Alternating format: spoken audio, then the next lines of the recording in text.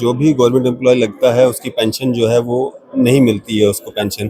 तो क्या अब जो एमएलएज बने हैं 5 साल के बाद उनको भी पेंशन नहीं मिलनी चाहिए? नहीं, ये पेंशन क्यों नहीं मिलनी चाहिए? अब गवर्नमेंट मुलाजिम जो 35 साल या 40 साल अब देता है गवर्नमेंट को, उसको पेंशन बंद कर दी सरकार ने 2010 में, वो भी आपकी ही सरकार ने। तो एमएलएज को क्यों मिले 5 साल काम करने? हमारी सरकार ने बंद नहीं की। उनकी जो पेंशन का जो है वो एनपीएस किया गया, तो उनको उनका जो पैसा कटता है वो उनकी शेयर मार्केट पेमेंट में लगता है। वो शेयर मार्केट में लगता है। उनका जो पैसा है वो कल जब वो रिटायर हो जाएंगे तो उनको वो पैसा वापस दिया जाएगा। किसी को 15 रुपए मिले, किसी को 500 रुपए मिले, किसी को 5,000 मिले, तो वो मतलब जस्टिस है उस व्यक्ति के साथ जिसने 35-40 साल अपनी जिंदगी की सर्विस दी। देखिए वो आपकी बात बिल्कुल सही है। मैम, हम इस हक में हैं कि जो पेंशन का सिस्टम था, मैं ज़ाती तौर पे ये जानना चाहूँगा कि एक मुलाजिम को जो है वो पेंशन मिलनी चाहिए, क्योंकि उसने अपनी ज़िंदगी की सर्विसेज दी होती हैं और उस सर्विसेज का मुआवजा उसको मिलना चाहिए, क्योंकि आगे जाके उसके पास कोई रोज़गार नहीं होता है, वो कोई बिज़नेस नहीं कर रहा होता है, कर सकता है। तो इस पॉइंट को ले अगर आप मुझसे पूछेंगे तो मैं ये चाहूँगा कि जो है पोस्ट जो पेंशन मिलती थी उसी तरीके से मिलनी चाहिए। ओल्ड पेंशन लागू होनी चाहिए। एमएलए उड़ी व नेशनल कॉन्फ्रेंस सीनियर नेता डॉक्टर सजाद शफी साहब हमारे साथ मौजूद हैं, बात करेंगे। सजाद साहब, आज पहला इंटरव्यू है हमारा आपके साथ, और असेंबली की अगर हम बात करें और बजट ग्रांट वगैरह कैसा कुछ चल रहा है, और आपका जो कॉन्स्टिट्यूंसी है, क्या कुछ मुख्य मुद्दे हैं जो आप यहाँ पे हाईलाइट कर रहे हैं? सेशन 7-8 साल के बाद चला है। अवामी हुकूमत आई है। 8 साल में तो अवामी हुकूमत थी नहीं, और जो 8 साल में लोगों के साथ नाइंसाफ़ी हुई है, तबाही हुई है, उसको ठीक करने का टाइम आया हुआ है। But it takes time. आप जानते हैं कि किसी भी बीमारी को दूर करने के लिए, उसको जड़ से निकालने के लिए टाइम तो लगता है। तो हमारी कोशिश है उमर अब्दुल्ला साहब की कि जो हालात यहाँ हुए हैं पोस्ट 2019 उनको ठीक किया जाए, और हमारी सबसे बड़ी डिमांड जो है वो हमारा स्टेटहुड, और हमारा जो स्पेशल स्टेटस, इसमें right of land to the people of Jammu and Kashmir था, जिसमें एम्प्लॉयमेंट सिर्फ जम्मू और कश्मीर के लोगों के लिए थी, उसको वापस रिस्टोर कर सकें, क्योंकि हमारी रियासत में इस वक्त अनएम्प्लॉयमेंट की शरह जो है वो सबसे ज़्यादा है मुल्क भर में। हमारे नौजवान बच्चे जो हैं पढ़े लिखे बेकार हैं, और एज ए रिज़ल्ट ड्रग्स की तरफ राइज हो चुके हैं। जब कुछ मिल नहीं रहा है, फ्रस्ट्रेशन बहुत ज़्यादा पीक पे है। तो हमारी सरकार की पहली कोशिश ये है कि किसी न किसी तरीके से अनएम्प्लॉयमेंट को दूर किया जाए। सर, जिस तरह से नेशनल कॉन्फ्रेंस की अभी सरकार है, इलेक्शन के दौरान भी काफ़ी सारे वादे किए गए थे। अभी हम यहाँ पे बात कर रहे हैं और सेक्रेटरीट के बाहर जो है daily wagers, fire and emergency वाले, बाकी लोग जो हैं एक प्लेटफॉर्म पे आके प्रोटेस्ट कर रहे हैं। क्या कहना चाहेंगे? देखिए, यही तो ब्यूटी है डेमोक्रेसी की। पिछले 7 साल से तो कोई प्रोटेस्ट नहीं कर रहा था। सब लोग डरे हुए थे, सहमे हुए थे कि ये सरकार जो है इस वक्त ये हमारा काम नहीं करेगी।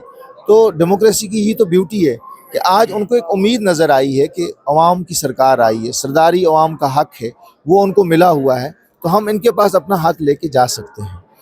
उनकी डिमांड जेन्युइन है, और ऑनरेबल चीफ मिनिस्टर साहब ने बोला भी है, और ग्रांट्स चल रही हैं उसमें वो जवाब भी देंगे। हमारा पहला मुद्दा जो है वो डेली वेजर्स का है।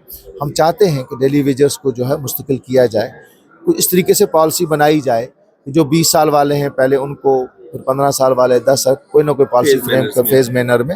और चीफ मिनिस्टर साहब ने एक कमेटी भी उसकी तश्कील दी है, और इंशाल्लाह डेली वेजर्स का जो इशू है वो इंशाल्लाह हम सॉल्व करेंगे।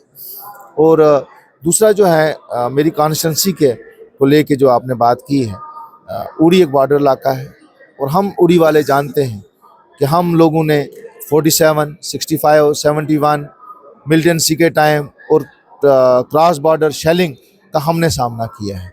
We have been the sufferers. और 2-3 साल से बॉर्डर जो है वो शांत हैं।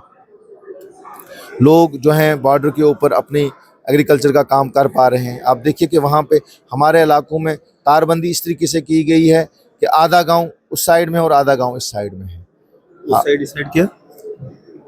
तारबंदी जो की गई है बॉर्डर। बॉर्डर के ऊपर, अच्छा। तो उसमें जो तारबंदी की गई है उसमें जो इलाका है वो आधा गांव उस साइड में है, आधे गांव इस साइड में है। पाकिस्तान में।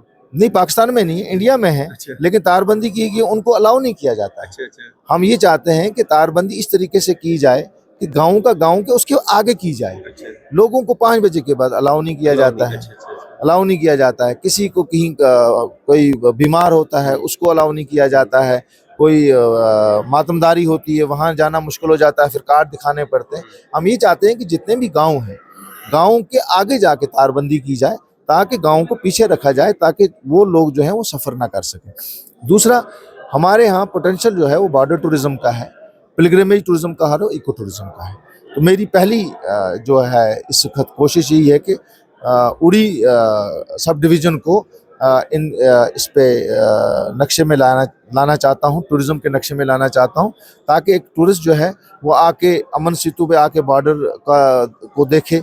उसके बाद वहाँ बाबा रंगीमा, बाबा काजी नाग जो हैं ज़ियारतें हैं, बाबा गफूर साहब की ज़ियारत है, उसको जाके वहाँ पे देखे।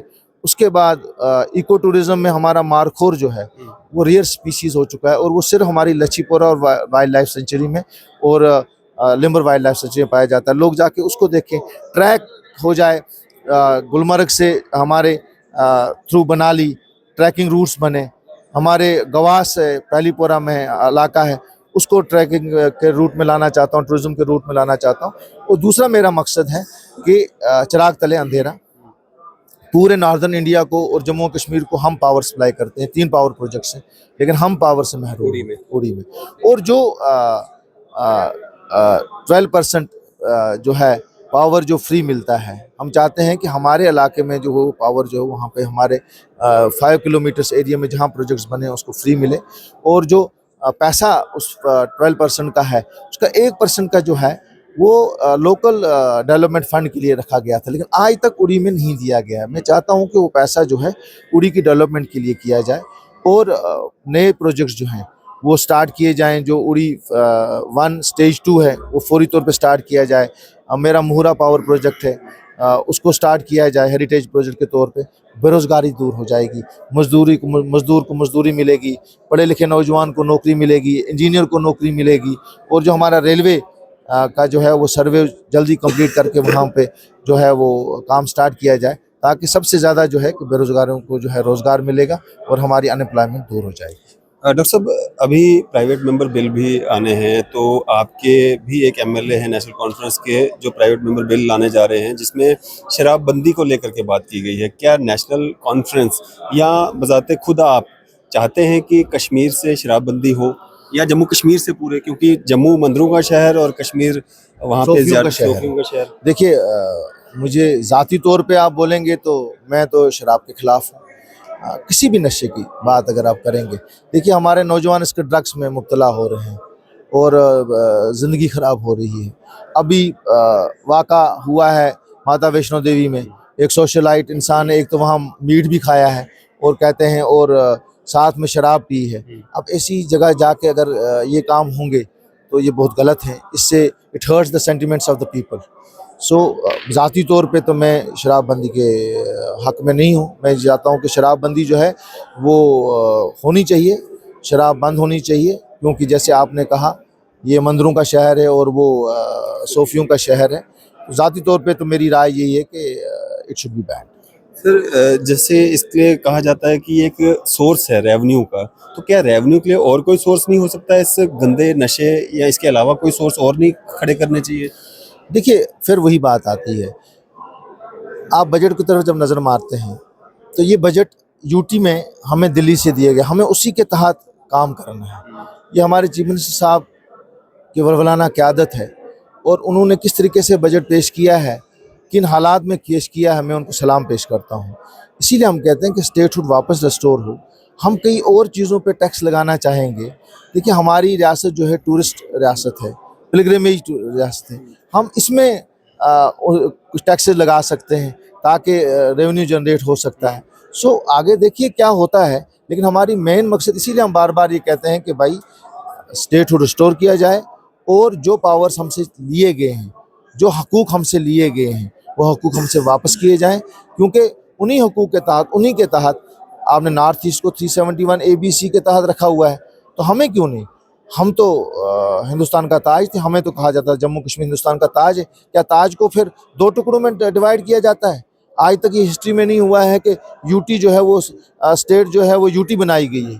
First time in the history of India किसी स्टेट को दो हिस्सों में तकरीब करके यूटी बनाया गया। आज लद्दाख वाला भी रो रहा है, वो भी समझता है हिल डेवलपमेंट कौंसिल, लद्दाख के पास जो हमारे टाइम में जो पावर्स थे, आज वो सुकड़ के म्यूनसिपलिटी भी नहीं रही है। म्यूनसिपलिटी वालों को ज्यादा पावर्स हैं उनके मुकाबले में, वो भी रो रहे हैं। करगिल वाले तो ऑलरेडी कह रहे हैं भाई हमें जम्मू कश्मीर के साथ रहना, हमें वहाँ लद्दाख के साथ रहना, और आज लद्दाख वाला भी रो रहा है कि भाई हमें वो यूटी, ये वाली यूटी नहीं चाहिए। अगर आज उनसे भी बात करेंगे, वो भी आपको बोलेंगे कि हमें जम्मू कश्मीर के साथ वापस कीजिए, क्योंकि जम्मू कश्मीर एक इतनी खूबसूरत स्टेट थी। हिंदू, मुस्लिम, सिख, ईसाई, बौद्ध सब एक भाईचारा था। लेकिन इस स्टेट को यूटी बना के आपने लोगों के सेंटिमेंट्स के साथ खेला है, और लोगों की मांग यही है कि स्टेटहुड को रिस्टोर किया जाए, और जो हमारे हकूक, खास तौर पे लैंड के जो हक थे और एम्प्लॉयमेंट जो है वो वापस की जाए। वो यहाँ के लोगों को, नागरिकों को मिलना चाहिए। वो जम्मू का होना चाहिए, वो कश्मीर का हो या वो लद्दाख का हो, they should be given jobs, and जो लैंड के राइट्स हैं वो जम्मू कश्मीर के लोगों को ही होने चाहिए। सर, एक तरफ आम आवाम के हकों की बात जो है वो चुने हुए नुमाइंदे करते हैं, एमएलएज करते हैं, दूसरी तरफ उन एमएलएज की जो मांगे हैं, कुछ एमएलएज ये भी कह रहे हैं कि जो सैलरी जो दी जा रही है, जो अलाउंसेस दिए जा रहे हैं वो बहुत कम है, उसमें बढ़ोतरी होनी चाहिए, 3 लाख 5 लाख। आपको भी लगता है कि सैलरी कम है, अलाउंसेस कम है, लोगों में उस तरह से जाना मुश्किल हो रहा है, उनकी मदद करना मुश्किल हो रहा है? देखिए, आपने ग्रांट्स के ऊपर देखा ही है।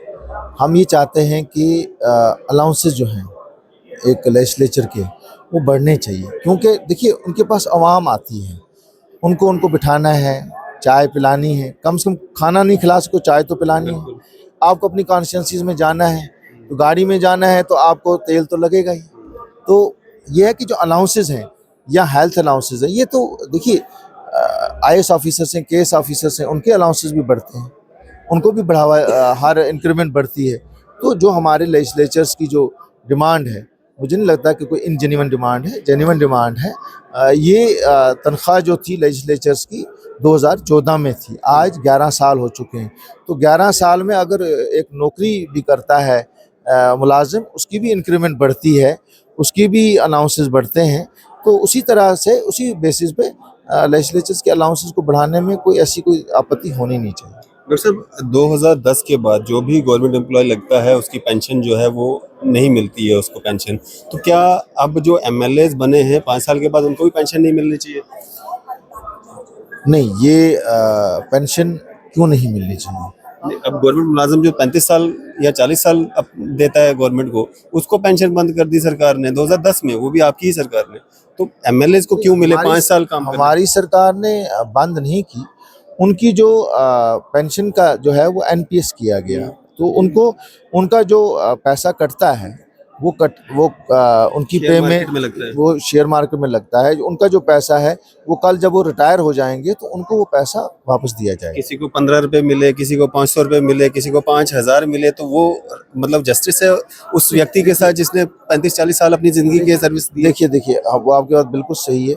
मैम, हम इस हक में हैं कि जो पेंशन का सिस्टम था, मैं ज़ाती तौर पे ये जानना चाहूँगा कि एक मुलाजिम को जो है वो पेंशन मिलनी चाहिए, क्योंकि उसने अपनी ज़िंदगी की सर्विसेज दी होती हैं, और उस सर्विसेज का मुआवजा उसको मिलना चाहिए, क्योंकि आगे जाके उसके पास कोई रोज़गार नहीं होता है, वो कोई बिजनेस नहीं कर रहा होता है, कर सकता है।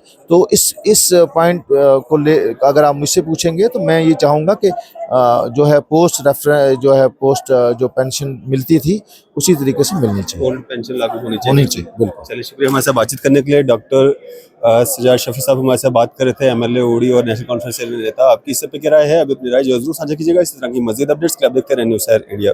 BN हाई सेकेंडरी स्कूल जो कि सुजवा रोड जम्मू में स्थित है, अब इसमें 2025 और 26 की बैचेस की एडमिशन शुरू हो चुकी है। अगर फैसिलिटी की बात करें तो यहाँ पे आपको medical, non medical, art stream, hostel for boys and girls, dedicated faculty, nominal fee structure, fee concession for siblings and single girl child. और अगर इंफ्रास्ट्रक्चर की अगर बात करें तो smart classrooms, computer labs, 24/7 CCTV surveillance, spacious playground और hall, library facility, अच्छा infrastructure और ट्रांसपोर्ट फैसिलिटी के साथ साथ हिंदी, उर्दू, दीन या टीचिंग भी यहाँ पे अवेलेबल है। तो अगर आप लोग भी अपने बच्चों की एडमिशन यहाँ पे कराना चाहते हैं तो दिए गए नंबर पर संपर्क कीजिए। Myself, Asiya Shubir Bande, Principal BN Higher Secondary School, Sujwan, Jammu. This school was established 22 years ago. Under the chairmanship of Engineer Abdul Ghani Kohli. Good morning to all of you. My name is Azimul Haq and I am the student of this school from class 12th from art stream and also I am the president of this school. मैं यहाँ पर primary से education जो है वो लेता आ रहा हूँ। Hello, myself Ulfat Jahan. I study in class 10th A. I have been studying here from nursery class. I gain a lot of knowledge here because all the teachers are very cooperative, efficient and dedicated here. We have well furnished labs for practical and auditorium hall for cultural functions.